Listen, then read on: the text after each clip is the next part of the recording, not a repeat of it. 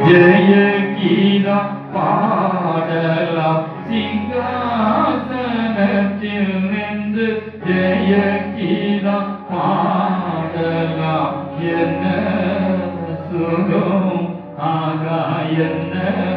சுகம் ஜகரின் சமூகம் பேரானந்தம் பரமானந்த மோட்ச